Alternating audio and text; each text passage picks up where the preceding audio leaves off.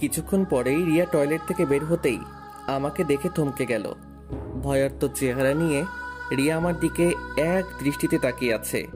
কি ব্যাপার, এত ভয় পাচ্ছ কেন? কিছু হয়েছে? কই না তো। ওর কাছে গিয়ে, আরে কি হয়েছে আমাকে বলো, ভয় পাইছো? আরে ভয় পেও না, আমি আছি তো, যাও গিয়ে শুয়ে পড়ো। আপনারা কি ভাবছেন এত বড় একটা কাহিনী হয়ে গেল আর আমি ওকে কিছুই বলিনি কেন? কারণ আমি এই কাহিনীটা অনেক আগে জেনে গিয়েছি। যেদিন ও প্রথম আমাকে ডিভোর্সের কথা বলেছিল ওই দিনই আমার সন্দেহ হয়েছিল যে কিছু তো একটা গন্ডগোল আছেই। তারপর ইকবালের কথাটা শোনার পর আমার সন্দেহটা আরও তীব্র আকার ধারণ করলো। তারপর রিয়ার ফ্রেন্ড আফরিনকে কল দেওয়ার পর রিয়া আমার সাথে রাগ দেখিয়ে রুমের বাইরে যাওয়ার পর আমি আবারও আফরিনকে কল দিয়েছিলাম। আর আফরিনকে আমি বলি যে, আফরিন, রিয়া কখন বাসায় আসবে? সে কি, রিয়া তো সে কখন চলে গিয়েছে, এখনো বাসায় পৌঁছায়নি। বলো কি, রিয়া তোমার বাসা থেকে কয়টার দিকে বের হয়েছে? এই তো দুপুরে লাঞ্চের পরেই, এই ধরেন 2টার দিকে হবে। ও আচ্ছা, আমি ওকে মোবাইলে ট্রাই করেছিলাম আর কি, কিন্তু পাইনি। আমি তো একটু বাইরে, বাসায় গিয়ে দেখি ও আসছে কিনা। এই যে পাঠক সাহেবেরা, মিথ্যা বলছি বইলা আবার রাগ কইরেন না। বাইরে মাঝে মাঝে সত্যিটা সামনে বের করার জন্য কিছুটা মিথ্যা বলতে হয়। ও আচ্ছা, ও হয়তো পাশে চলে গিয়েছে, আপনি টেনশন করেন না। আর আমি ওর নাম্বারে ট্রাই করে দেখছি। না না, টেনশনের কিছু নাই, ও বাসাতেই আছে। আম্মু এখন মেসেজ দিয়ে বলল। তারপর আফরিনের কলটা কেটে দিয়েই সেদিন রাতে রিয়ার মোবাইলের কল লিস্ট চেক করে রিয়ার বয়ফ্রেন্ডের নাম্বারটা আমার মোবাইলে নিয়ে নিলাম। তারপর ওই হারামজাদারে কল দিয়া কৌশলে ওর ঠিকানা নিয়ে নিলাম। আর তারপর ওর ব্যাপারে গোপনীয়ভাবে খোঁজ নিয়ে জানতে পারলাম ওই হালায় আস্ত একটা ঢপবাজ। হালার অনেকগুলো গার্লফ্রেন্ড আছে, আর এই হালার পো হালার লাইগা আমার কিছু অবুঝ পাঠক ভাইয়েরা আজ সিঙ্গেল। যাই হোক, ওই হালার বেস্ট ফ্রেন্ডের থেকে জানতে পারলাম ও নাকি অনেক আগে থেকে রিয়াকে পছন্দ করত। আর আমার সাথে যখনই রিয়ার রিলেশন হয়ে যায়, আর তখন ওই হালায় প্ল্যান করে রিয়ার কাছে আমার কিছু মিথ্যা ইনফরমেশন দিয়ে আমাকে রিয়ার কাছে খারাপ সাজিয়ে আমার সাথে রিয়ার ব্রেকআপ করিয়ে নেয়। আর তারপর রিয়ার একাকিতার সময়গুলোতেও ও পাশে থাকার অভিনয় করে ওর দুর্বলতার সুযোগ নিয়ে ওকে প্রপোজ করে। রিয়ার ভরসার হাত হয়ে রিয়ার পাশে দাঁড়ানোর আশ্বাস দেয়। আর রিয়াও ব্যাককেলের মতো ওর ফাঁদে পাড়া দিয়ে দেয়। আর ওই হারামজাদার নামটা হচ্ছে রোহান।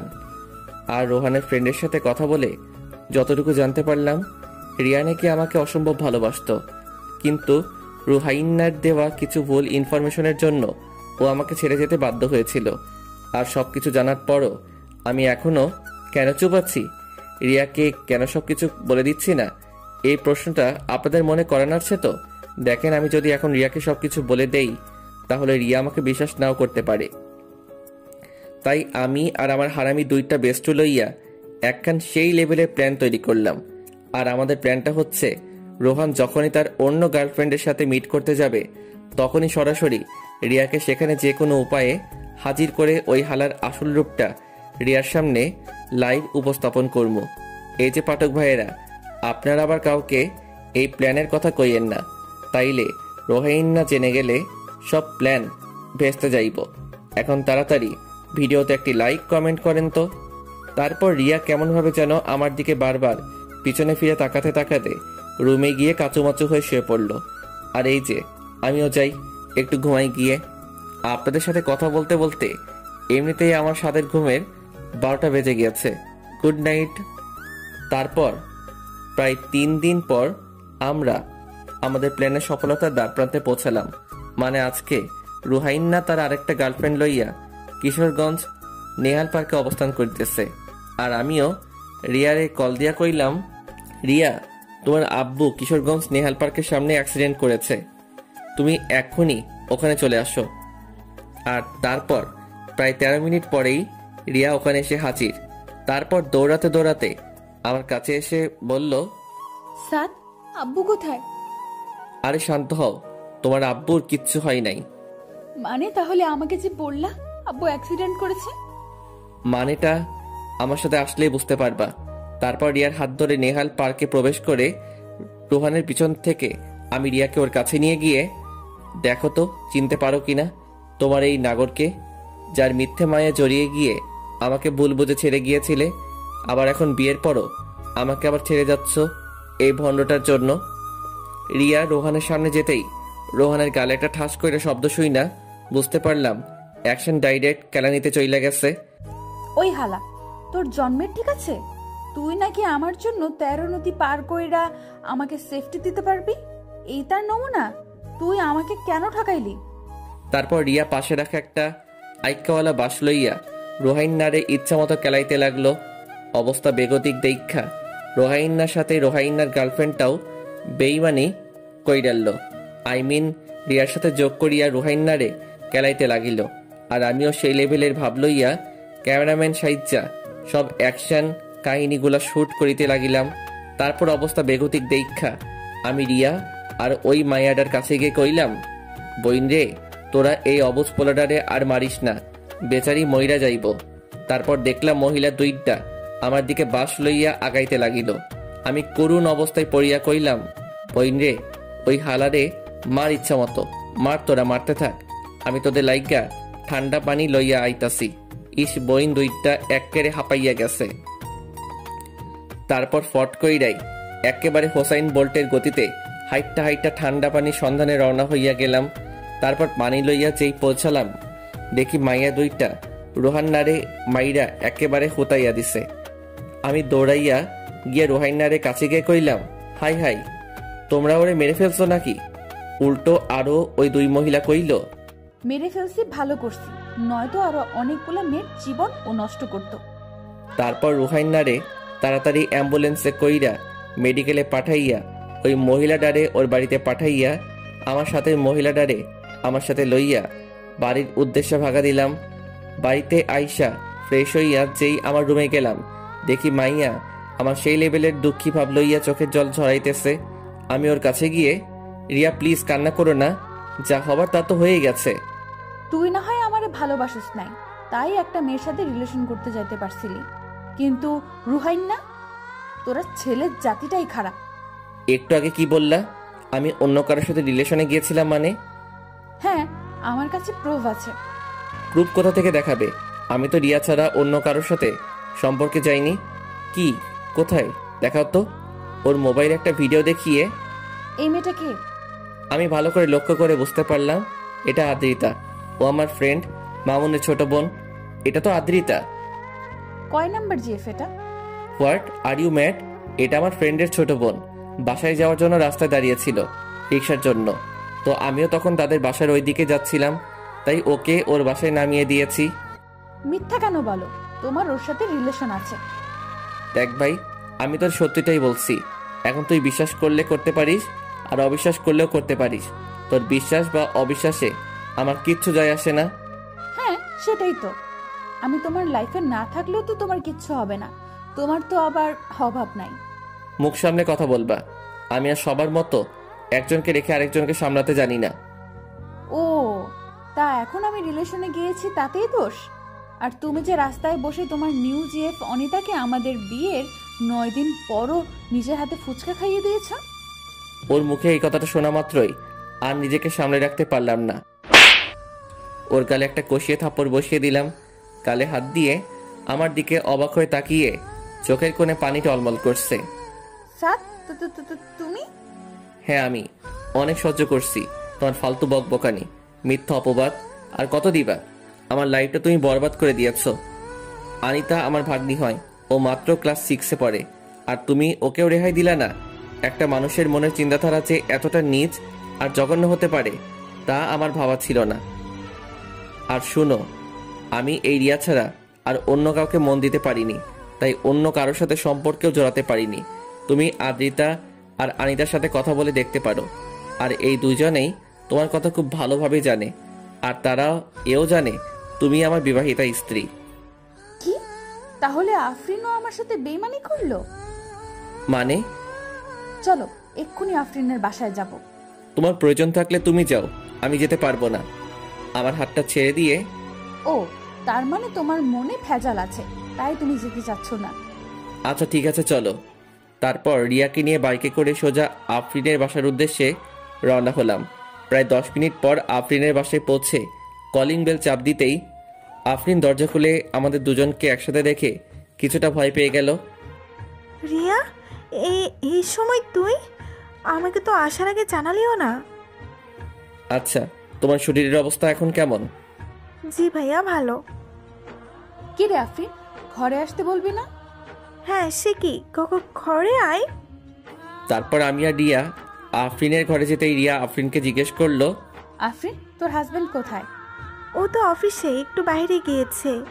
ও দেখ আফরিন, তুই অসুস্থ, তাই তোকে কোনো প্রেশার ক্রিয়েট করতে চাচ্ছি না।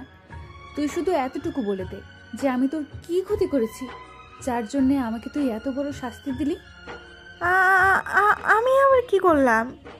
তুই গত মাসে আমাকে কয়েকটা ছবি দেখিয়েছিলি যেখানে সাদ অনিতাকে ফুচকা খাইয়ে দিচ্ছে, আর তুই এও বলেছিলি যে সাদের সাথে নাকি অনিতার সম্পর্ক আছে, আর এটা তুই অনিতার মুখ থেকেই জেনেছিলি। আফরিন চুপচাপ হয়ে নিচের দিকে তাকিয়ে বসে আছে। কি ব্যাপার, কিছু বলছিস না যে? তুই আমার সাথে এটা কেমনে পারলি? অন্তত তুই তো জানতিস আমি সাদকে কতটা ভালোবাসতাম। ওর সাথে সম্পর্কে যাওয়ার কিছুদিন পরই রোহান আমাকে আজে বাজে কিছু মিথ্যা নাটক সাজিয়ে আমার কাছে সাদকে খারাপ বানিয়ে আমাকে সাদের জীবন থেকে সরিয়ে দিয়েছিল। ভেবেছিলাম বিয়ের পর অন্তত সাদকে আমি আমার রূপের জালে ফাঁসিয়ে আমার প্রেমে ফেলে দিব। ভাবতাম ও তো অন্য কারোর সাথে রিলেশন বিয়ের আগে করেছে, বিয়ের পর তো অনেকেই আছে যারা ভালো হয়ে যায়। অথচ দেখ, সাদ কিন্তু আমি ছাড়া কখনো কারোর সাথে রিলেশনে যায়নি। এই ছেলেটা আমার সুখের জন্য সব করেছে, আর বিনিময়ে আমি তাকে শুধু কষ্টই দিয়েছি। তুই জানিস আফরিন, ও আমাকে কতটা ভালোবাসে। দেখ না, আমি আমাদের বিয়ের 9 দিনের মাথায় যখন আমাকে জানিয়েছিলি সাদ অনিতার সাথে রিলেশন করে, তারপর আবারও আমার কাছ থেকে মন ভেঙে গেল। জানিস, অনেক কান্না করেছি সেদিন। যেদিন মানুষটাকে এতটা ভালোবাসি সেই মানুষটার কাছেই নিজে থেকে ডিভোর্স চেয়েছি, আর ও আমার সুখের জন্য আমাকে ডিভোর্স দিতেও রাজি হয়েছে। আজ ওর আম্মুর কাছে এই দোষ নিজের ঘাড়ে চাপিয়ে আমাকে ওর আম্মুর কাছে ভালো মেয়ে হিসেবে রেখে দিয়েছে। অথচ দেখ, ওর আম্মু এই কারণে আর ওর সাথে কথা বলা বন্ধ করে দিয়েছে। একটা মানুষকে আর কত কষ্ট দেওয়া যায়। আচ্ছা আফরিন, তোর উপর আমার কোনো প্রতিশোধ নেওয়ার ইচ্ছে নেই, শুধু এইটুকু আমি জানতে চাই, আমি তোর কি এমন ক্ষতি করেছিলাম যার জন্য তুই আমাকে এত বড় শাস্তি দিলি? এখানে তোর কোনো দোষ নেই, এখানে পুরো অপরাধটাই আমার। গত মাসে তোর ভাই কিডনির সমস্যার জন্য মেডিকেলে ভর্তি করিয়েছিলাম। হ্যাঁ, সেটাই তো আমি জানি, কিন্তু তুই এটা জানিস না, ওকে সুস্থ করে তুলতে আমার তখন 10 লাখ টাকার মতো লাগতো। জানিস, আত্মীয় স্বজনদের মধ্যে কারোর কাছে তখন একটা টাকাও পাইনি। আমরা তো মধ্যবিত্ত, কোথা থেকে এত টাকা জোগাড় করবো বল? আর অন্যদিকে সাব্বির মৃত্যুর মুখে ঢলে পড়ছিল প্রতিটা মুহূর্তে। রিয়া, তুই আমাকে শাস্তি দে। বিশ্বাস কর, সাত ভাই অনেক ভালো, আর তুই অনেক ভাগ্যবতী একটা মেয়ে যে 7 ভাইয়ের একটা মানুষকে তোর লাইফ পার্টনার হিসেবে পেয়েছিস। রিয়া, জানিস, এই টাকার জন্য যখন আমার দিশাহারার মতো অবস্থা, তখন আমার কাছে একটা বাজে প্রস্তাব আসে, আর সেই প্রস্তাবটা নিয়ে এসেছিল রোহান। ও তখন বলেছিল, যদি আমি তোর চোখে সাদকে খারাপ বানিয়ে তোদের আলাদা করতে পারি তাহলে রোহান আমাকে 10 লাখ টাকা দেবে। আর আমিও আমার স্বামীকে বাঁচানোর জন্য এত বড় একটা খারাপ কাজ করতে রাজি হয়েছিলাম। তুই শুধুমাত্র টাকার জন্য? ছি, তুই আমাকে বলতে পারতি, আমি তোকে টাকা দিতাম। আমাকে মাফ করে দে, আমি খুব বড় অন্যায় করে ফেলেছি। আফরিনের কথায় কান্না দিয়ে আমার হাত ধরে বলল, সাথ চলো, বাসায় যাব। তারপর রিয়াকে নিয়ে বাসায় চলে আসলাম। রাতে বিছানায় শুয়ে আছি, এমন সময় রিয়া এসে আমার পা জড়িয়ে ধরে কান্না করতে করতে বলল, সাদ, আমার ভুল হয়ে গিয়েছে, আমাকে মাফ করে দাও। দেখো, যা হবার তা হয়ে গিয়েছে, এখন আর আমার কিছু করার নেই। ডিভোর্স পেপারটা হাতে আসলেই আমি সাইন করে তোমাকে মুক্তি দিয়ে দিব। স্যার, আমি তো ইচ্ছে করে কিছু করিনি, আর আমি তো তোমায় ভালোবাসি। দেখো, আমি তোমার কোনো কথা শুনতে চাই না, প্লিজ আমাকে আমার মতো থাকতে দাও। আচ্ছা, তুমি খাটে ঘুমিয়ে যাও, আমি নিচে ঘুমাবো। তারপর রিয়ার কথার কোনো উপেক্ষা না করেই আমি নিচে বিছানা করে শুয়ে পড়লাম। পরের দিন সকালে নাস্তা করে বাইরে বেরোতে যাব, ঠিক তখনই রিয়া আমার সামনে এসে আমাকে হঠাৎ করে জড়িয়ে ধরে হু হু করে কান্না করে দিল। এই কি হয়েছে? এমন বোকার মতো কান্না করতেছো কেন? প্লিজ আমায় ছেড়ে দিও না, আমি তোমায় অনেক ভালোবাসি। শুনো, একটা মানুষকে শুধুমাত্র ভালোবাসলেই হয় না, তার প্রতি বিশ্বাস আর ভরসাটাও রাখতে হয়, যেটা তোমার মধ্যে নেই। স্যার, আমি তোমায় অনেক বিশ্বাস করি। বিশ্বাস? তাও তুমি, এই আমাকে? How funny. শুনো, ভালোবাসার মানুষটা ভুল করলেও তাকে শুধরানোর একটা সুযোগ দিতে হয়, তার পাশে থেকে ওই ভুল পথ থেকে তাকে ফিরিয়ে আনতে হয়। আর তাতেও যদি সেই মানুষটার মধ্যে কোনো পরিবর্তন না ঘটে, তাহলে তাকে ছেড়ে দেওয়াটাই শ্রেয়। কিন্তু তুমি কি করছো? দেখো, আমাকে এইবারের মতো মাফ করে দাও, আমি আর কখনো এমন ভুল করব না। মাফ? তাও তোমায়? কই, আমাকে তো তুমি মাফ করনি। আমি যে তোমায় বলেছিলাম আমার আম্মু হার্টের রোগী, আমার আম্মু এটা সইতে পারবে না। তুমি আমাকে ডিভোর্স দিও না, আমি তোমার সব কথাই শুনবো, তোমার কোনো প্রকার কষ্টের কারণ হব না। আমাকে তো তুমি একটা সুযোগও দাওনি। আচ্ছা, আমি তো কোনো ভুল করিনি, তাও তুমি আমার শাস্তি দিয়েছ। আচ্ছা, তুমি ফিরিয়ে দিতে পারবে আমার কষ্টের সেই রাতগুলো? ফিরিয়ে আনতে পারবে আমার আর আম্মুর সেই বন্ধু মোহন সম্পর্কটাকে? আমার আম্মুর চোখের জলের মূল্য তুমি রিয়া দিতে পারবে? আমার আম্মু তো কোনো ভুল করেনি, তোমাকে সে নিজের মেয়ের থেকেও বেশি ভালো আর ভরসা করত। আর সে মানুষটার চোখের পানিও তোমার হৃদয়টাকে নরম করতে পারেনি। আমাকে তুমি যে শাস্তি দেবে আমি মাথা পেতে নেব, তবুও আমাকে ছেড়ে দিও না প্লিজ। আই এম সরি, তোমার শাস্তি একটাই, তুমি আমার জীবন থেকে চলে যাও। কথাটা বলেই আমি আমার বাইরে চলে আসলাম। রুবেলকে আর হাবিবকে কল দিয়ে আড্ডাখানায় আসতে বলে আমিও আড্ডাখানায় চলে গেলাম। তারপর ওদের সাথে আড্ডা দিয়ে দুপুরের দিকে বাসায় ফিরে গোসল করে দুপুরের খাবার খেয়ে একটু বিশ্রাম নিচ্ছিলাম। তখনই খেয়াল করলাম রিয়া রুমে বসে নীরবে চোখে জল ফেলতেছে। হঠাৎ করে কেমন যেন একটু মায়া হলো। আমি উঠে তার কাছে গিয়ে বসলাম। তারপর ওকে বললাম, দেখো রিয়া, কান্না করলে আর এখন কোনো লাভ হবে না। এত সুন্দর চেহারাটা শুধু শুধু খারাপ করো না। আমি একদিকে কান্না করতেছি আর তুই মজা লস? লেখোকা, আমি মজা লইলাম কই? আমি তো তোমাকে ভালো উপদেশ দিচ্ছি। দেখো, তোমার এই সুন্দর চেহারাটা নষ্ট হয়ে গেলে আর কেউই তোমার দিকে ফিরেও তাকাবে না, আর রোহানের মতো ছেলেরা তোমাকে পাওয়ার আকাঙ্ক্ষাও করবে না। তখন তোমার কি হবে? প্লিজ কান্না করো না। তুমি থাকো তোমার উপদেশ নিয়ে। কথাটা কইয়াই এক বদনা রাগ আমার দিকে ছুঁড়ে মাইরা আর এক বস্তা রাগ তাহার সাথে লইয়া ছাদের উদ্দেশ্যে ভাগা দিল। যা বাবা, বেশি কষ্ট দিয়ে ফেললাম না তো? নিশ্চয়ই এখন ছাদে গিয়ে ফুপিয়ে ফুপিয়ে কান্না করবে। থাক, কষ্ট পাক গিয়ে, সে কষ্ট পাইলে আমার কি? একটু কষ্ট করে বোঝুক, অন্য কাউকে কষ্ট দিলে তা সহ্য করতে তা কতটা কষ্ট হয়। তারপর আমিও হাত পা ছাইরা দিয়া সেই লেভেলের একটা ঘুম দিলাম। বিকেলের দিকে ঘুম ভাঙলো রুবেলের কলের রিংটংয়ের আওয়াজে। কিরে বেটা, কই তুই? বাসায় ঘুমাইতেছি। তাড়াতাড়ি ঘুমটা পকেটে লয়ে আড্ডাখানায় আয়। আচ্ছা ভাই, মই আইতে আসি। তারপর বিছানা থেকে উঠে ফ্রেশ হয়ে আড্ডাখানার উদ্দেশ্যে বেরিয়ে পড়লাম। তারপর হারামিগুলোর সাথে আড্ডা শেষ করে রাতে বাসায় ফিরলাম। রাতের খাবার শেষ করে যেই খাবার টেবিল থেকে উঠতে যাব, ঠিক তখনই লক্ষ্য করলাম রিয়া খাবার শুধু নাড়াচাড়া করছে, কিন্তু খাচ্ছে না। রিয়া, খাচ্ছ না কেন? আমার দিকে করুণ দৃষ্টিতে তাকিয়ে বলল, আমার খেতে ইচ্ছে করে না। মা, আমার তোমার কিছু হয়েছে? শরীর খারাপ? না বাবা, আমি ঠিক আছে। বিকালে হালকা কিছু খেয়েছি তো, তাই ক্ষুধা মরে গেছে। আচ্ছা, জোর করে খেয়ে নাও। কথাটা বলেই আমি আমার রুমে এসে কানে হেডফোন গুঁজে গান শুনতে শুনতে ঘুমিয়ে পড়লাম। 3 দিন পর রাতে বিছানায় শুয়ে আছি। এমন সময় রিয়া আমার কাছে এসে বলল, আমার কিছু বলার ছিল। বলো। তুমি তো বলো ছেড়ে যাওয়া না, মানিয়ে নেওয়াটাই ভালোবাসা। তাহলে তুমি আমাকে এখন ছেড়ে দিচ্ছ কেন? দেখো, তুই যদি ভুল করতে বা আমায় শুধুমাত্র ছেড়ে যেতে, তাহলে আমি তোমায় মানিয়ে নিতাম। কিন্তু তুমি তো আমাকে শুধু ছেড়ে যাওনি, আমাকে দিনের পর দিন ঠকিয়েছ। বিয়ের আগে না হয় আমাকে কিছু না বলেই তুমি ছেড়ে গিয়েছিলে, কারণ আমি শুধুমাত্র একাই কষ্ট পেতাম। কিন্তু বিয়ের পর তুমি শুধু আমাকে ছেড়ে যাচ্ছিলে না, ছেড়ে যাচ্ছিলে আমার মা বাবা সবাইকে। তাদের বিশ্বাসের বুকে তুমি নিজ হাতে ছুরি চালিয়েছ। তারপরও আমি সবকিছুই মেনে নিতাম, কিন্তু তুমি আমাকে ছেড়ে গিয়ে অন্য কারোর সাথে সম্পর্কে জড়িয়ে গিয়েছ। আচ্ছা, কখনো যদি আমার ফ্যামিলির কেউ জানতে পারে তুমি আমাকে রেখে অন্য একটা ছেলের সাথে। ছি, তোমার এই সুন্দর চেহারাটা দেখলেও এখন আমার অসম্ভব ঘৃণা হয়। আর তুমি কথায় কথায় বলো তুমি আমায় ভালোবাসো। আচ্ছা, এটা কি সত্যিই ভালোবাসা? তুমি কোথাকার কোন ছেলের কথায় আমাকে অবিশ্বাস করে ফেললে? আমাকে একটাবার অন্তত জিজ্ঞেস তো করতে পারতে। আর আমাকে জিজ্ঞেস না করলেও তো তুমি অন্তত একটু খোঁজ নিয়ে তো দেখতে পারতে। তুমি আমায় অন্য একটা মানুষের কথায় হুট করে ছেড়ে দিলে।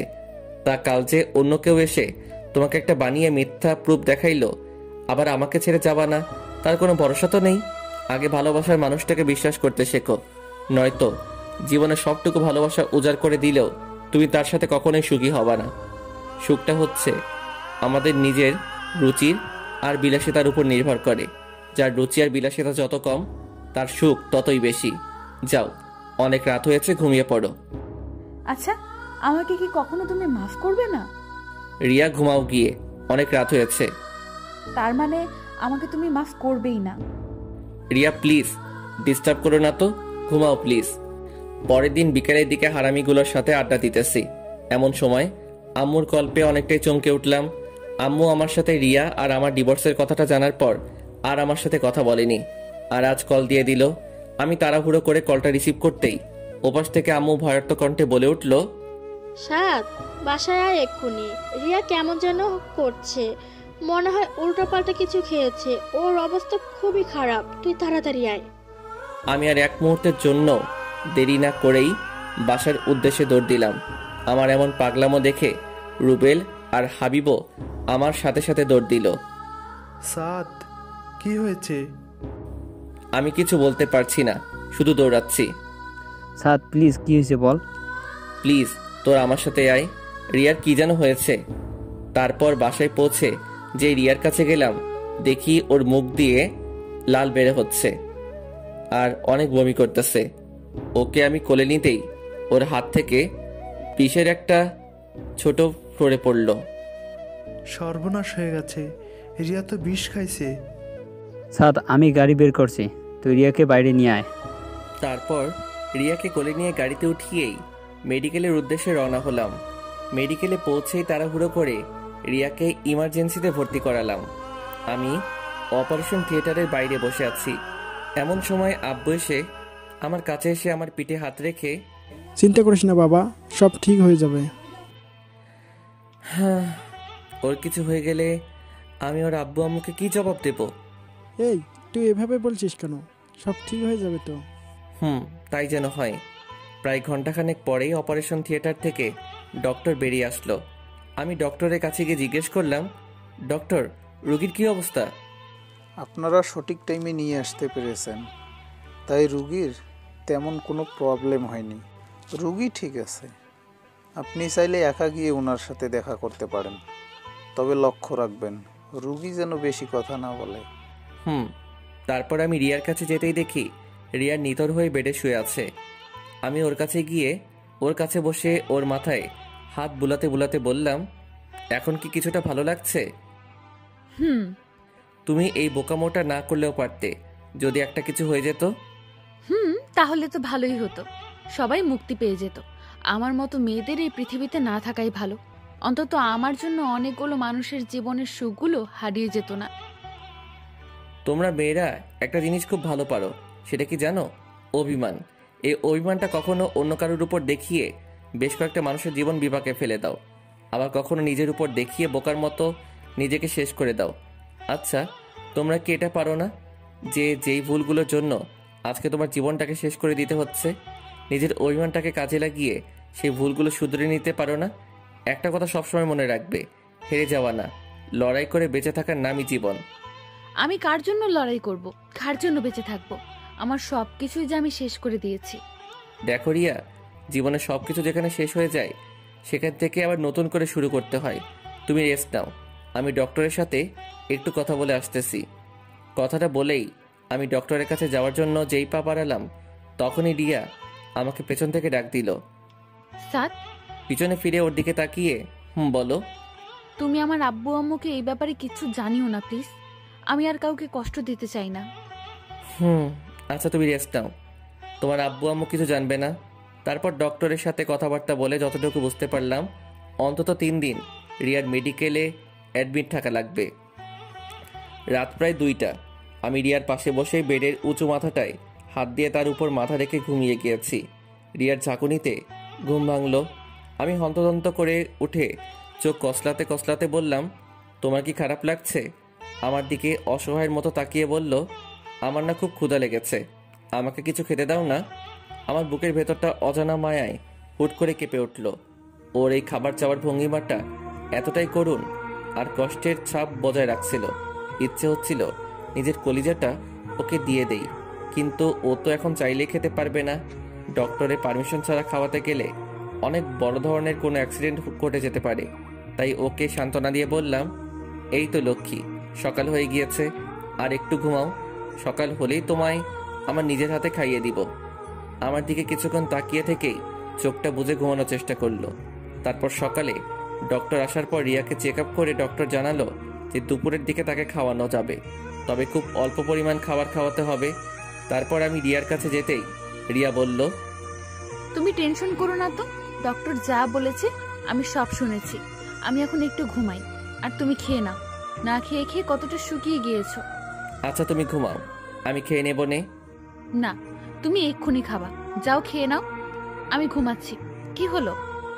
তুমি ঘুমাও, আমি খেয়ে নেব। কথাটা বলে আমি রিয়ার কপালে একটা চুমু এঁকে দিয়ে ওর মাথায় হাত বুলাতে লাগলাম। কিছুক্ষণ পরই খেয়াল করলাম রিয়া ঘুমিয়ে গিয়েছে। এই পরিটার চেহারাটা এই কয়েকদিনের ব্যবধানে একেবারে রানু মণ্ডলের আকার ধারণ করে লাগছে। পরের দিন রিয়াকে মেডিকেল থেকে বাসায় নিয়ে গেলাম। রাতে খাবার খেয়ে রুমে এসে শুয়ে বিশ্রাম নিচ্ছি। এমন সময় রিয়া আমার কাছে এসে বলল, এ কি, তুমি নিচেই বিছানা করছো কেন? আমি তো নিচেই ঘুমাবো। তুমি কি আমায় কখনোই ক্ষমা করবে না? সেটা সময় হলেই বুঝতে পারবে, এখন ঘুমাও। আর শোনো, আশা করি মৃত্যুর স্বাদটা যে কতটা কঠিন আর ভয়ানক সেটা কিছুটা হলেও আন্দাজ করতে পেরেছ। আমি জানি এমন বোকামি আর কখনো করবা না। যাও ঘুমিয়ে পড়ো। লক্ষ্য করলাম রিয়া আর কিছু না বলেই চুপচাপ শুয়ে পড়ল। তারপর এইভাবেই চলে গেল বেশ কিছুদিন। আমাদের ডিভোর্সের আর মাত্র 9 দিন বাকি আছে। বিকেলের দিকে ছাদে বসে প্রকৃতিটাকে উপভোগ করছিলাম। এমন সময় লক্ষ্য করলাম রিয়া একটা ব্ল্যাক শাড়ি পরে ছাদে আসলো। তারপর আমার কাছে গিয়ে বলল, দেখো তো আমায় কেমন লাগছে। খুব ভালো। রিয়া শুনো। বলো। দেখো, আমি তোমাকে একটা কথা বলবো করে আর বলা হচ্ছে না, কিন্তু এই কথাটা তোমার জানাটা খুব জরুরি। তুমি কষ্ট পাবে ভেবেই এতদিন তোমাকে এই কথাটা বলি নাই। কি এমন কথা? আসলে তুমি আর আমাকে পাবে না, কারণ এখন আমি অন্য কারো। তুমি যেদিন রোহানের সাথে মিট করতে গিয়েছিলে, আমি ওই দিনই তোমার সব কাহিনী জেনে গিয়েছিলাম। আর তারপরই আমার এক কলেজ ফ্রেন্ড রুহি আমার সব কথা কিভাবে যেন জানতে পারে। আর ও আমাকে কলেজের শুরু থেকেই নাকি পছন্দ করত, কিন্তু ভয়ে কখনো বলতেও পারে নাই। তারপর আমার এই অসহায়ত্বের কথা জেনে ও আমাকে আমার সারা জীবন পাশে থাকার আশ্বাস দেয়। ভাবলাম তুমি তো আর আমার নেই, লাইফে ভালো থাকার জন্য অন্তত কাউকে তো প্রয়োজন। আর মেয়েটা অনেক নম্রভদ্র, এক কথায় যে কারোর মনের মতো। তাই আমিও রাজি হয়ে গিয়েছিলাম। দেখো রিয়া, আমার আর কিছু করার ছিল না। আমি নিজেকে সামনে নেওয়ার কোনো মাধ্যমই খুঁজে পাচ্ছিলাম না। তাই অনেক ভেবেচিন্তে রুহির প্রপোজালে রাজি হয়ে যাই। রিয়া প্লিজ, তুমি আমাকে ভুলে যাও। আমি রুহিকে ঠকাতে পারবো না।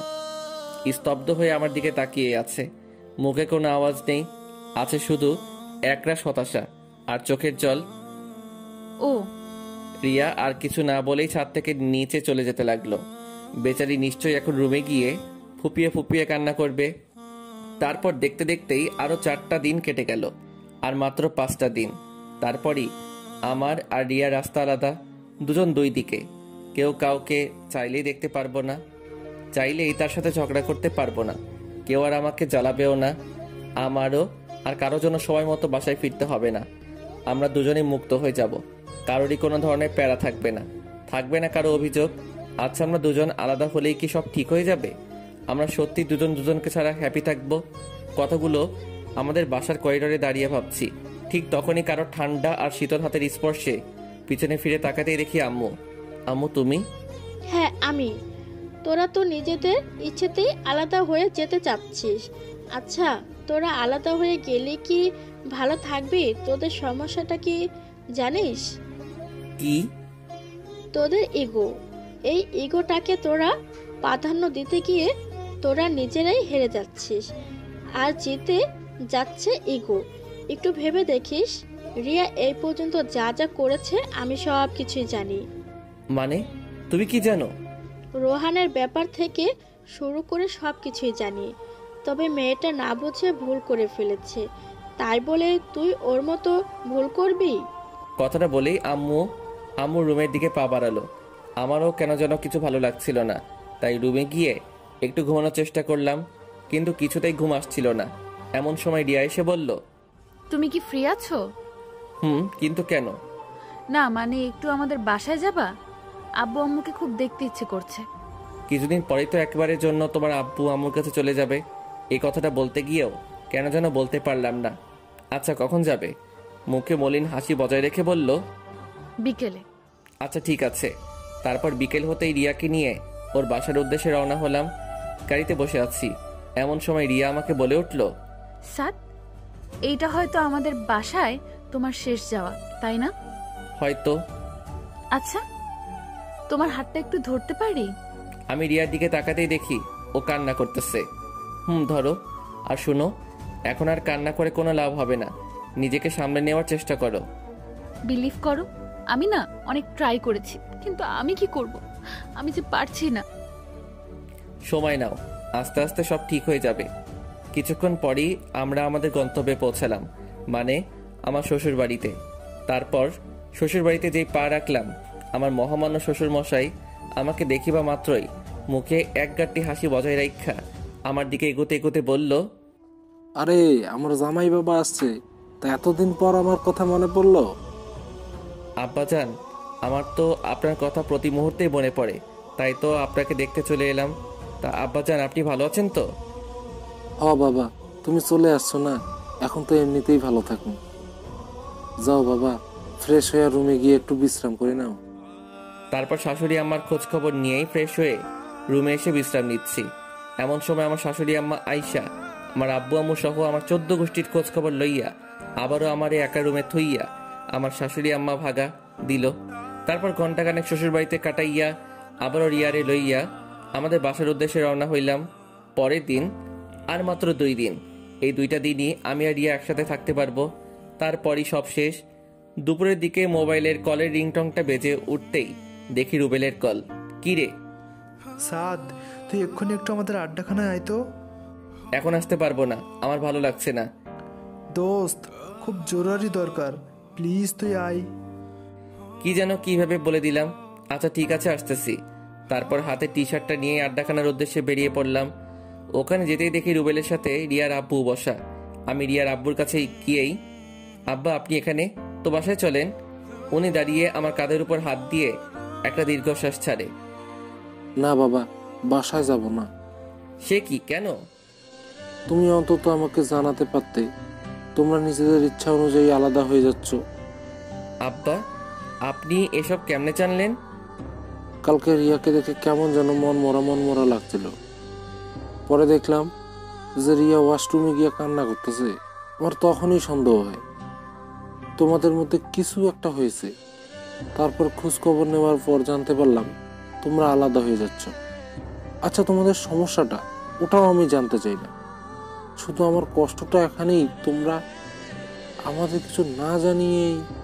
দেখো বাবা, আমি জানি আমার মেয়ের সাথে কেউই সুখী হতে পারবে না, কিন্তু তোমাকে দেখে আমি ভরসা পেয়েছিলাম অন্তত তুমি আমার মেয়েকে বুঝতে পারবা, তাকে কখনো ছেড়ে যাবে না। আচ্ছা, আমার একটা তাড়া আছে, আমি যাচ্ছি। আব্বা শুনেন। রিয়ার আব্বু আমার কথায় কান্না দিয়ে গাড়িতে উঠে উনার মতো উনি চলে গেল। আমিও কোনো কিছু ভাবতে পারছি না কি থেকে কি হয়ে গেল। পরের দিন রিয়াকে নিয়ে উকিলের অফিসের উদ্দেশ্যে রওনা হয়েছি। আজকেই হয়তো আমাদের বিশ্বটা আলাদা হয়ে যাবে। আর মাত্র কয়েকটা মিনিট আমরা স্বামী স্ত্রী হিসেবে থাকব। লক্ষ্য করলাম রিয়া স্তব্ধ হয়ে গাড়িতে বসে আছে, মুখে একটু হাসি নেই, আছে শুধু হাহাকার, বিষাদের যন্ত্রণার ছাপ। মেয়েটা নিজেও কখনো ভাবিনি তাকে একদিন এমন একটা কঠিন পরিস্থিতির শিকার হতে হবে। গাড়ি থেমে যাওয়ার আওয়াজে বাইরে তাকাতে দেখি আমরা আমাদের গন্তব্যে চলে এসেছি। গাড়ি থেকে নেমে রিয়াকেও নামতে বললাম। তারপর রিয়াকে নিয়ে উকিলের অফিসে ঢুকতেই উকিল সাহেব আমাদের বসতে বললেন। তা আপনাদের মতামত কি? রিয়ার দিকে তাকাতেই দেখি ও আনমনা হয়ে মানসিক রোগীর মতো স্তব্ধ হয়ে আছে। আমি রিয়াকে একটা ঝাঁকুনি দিয়ে, রিয়া তুমি ঠিক আছো তো? আমি ঠিক আছি। উকিল সাহেবকে উদ্দেশ্য করে, আমরা এই 3 মাসে যতটুকু বুঝতে পারলাম আমরা কখনোই আলাদা হয়ে ভালো থাকতে পারবো না, সো আমরা ডিভোর্স চাচ্ছি না। আমার মুখে এই কথাটা শোনা মাত্রই রিয়া হা হয়ে আমার দিকে তাকিয়ে আছে। মনে হচ্ছে আমাকে ও এর আগে কখনো দেখেই নাই। তারপর আমি রিয়ার হাতটা ধরে হ্যাঁচকা টান দিয়ে চেয়ার থেকে উঠিয়ে একটা মুচকি হাসি দিয়ে বললাম, এই যে মিস চলেন, বাসায় যেতে হবে। তারপর রিয়াও একটা সেই লেভেলের হাসি মাইরা কইল, চলেন আমার বাবুর আব্বু। তারপর সোজা গাড়িতে উইঠাই বাড়ির উদ্দেশ্যে রওনা হইলাম। গাড়িতে বসে আছি এমন সময় রিয়া বলে উঠল, আচ্ছা একটা কথা আমি কিছুতেই মিলাতে পারছি না। কি কথা? তুমি রুহির কি হবে গো? লেখকা, তাই তো। আচ্ছা সমস্যা নাই, তোমার সতীন বানাইয়া নিমু। কি হারামজাদা, তুই শুধু আমার, অন্য কেউ ভাগ বসাতে আসলে মেরে তক্তা বানিয়ে দেব। ভাইরে, এইবার আমার কলারটা ছাড়। আর রুহি বলতে কেউ নাই, ওটা এমনি তোমাকে বলেছিলাম। কি তার মানে তুই আমাকে কষ্ট দেওয়ার জন্য? আমার বুকের কাছে জড়িয়ে নিয়ে ওলে আমার সোডাটা, তোমাকে কষ্ট দেওয়ার জন্য বলি নাই তো, তুমি যেন আমাকে কখনো ছেড়ে না যাও, ওই জন্য ওইটা করেছি। এখন তো বুঝতে পারছো প্রিয় মানুষটা অন্য কারো হয়ে গেলে কতটা কষ্ট হয়। I am really sorry. এই লক্ষ্মী, সরি বলা লাগবে না। তারপর বাসায় ফিরতেই আম্মু আমাদের দুইটারে এক লগে দেখা সেই লেভেলের শক্ট খাইয়া ফিট হইয়া গেল। আর খুশিতে গদগদ করতে আমার পেটে একখানা গোতা মাইরা কইল, আমার কিন্তু খুব তাড়াতাড়ি একটা নাতি চাই। আমিও এক ডিব্বা লজ্জা লইয়া ওই স্থান থেকে ভাগা দিয়া সোজা আমার রুমে আইসা শুইয়া ঘুমাইতে লাগিলাম। রাতের খাওয়া দাওয়া শেষ করে রুমে আসতেই রিয়ারে কইলাম, বউ গো। বলো আমার পরাণের স্বামী। আম্মা আজকে কি কইছিল মনে আছে? উনাকে ডাকে একটা নাতি আয়না দিতে হইব। যা, তোমার লজ্জা শরম নাই, পাঠকদের সামনেই এসব কথা বলতেছো। তাই তো। ভাইজান ভাগেন, আপনাদেরকে আর কিছু কওনা যাইতো না।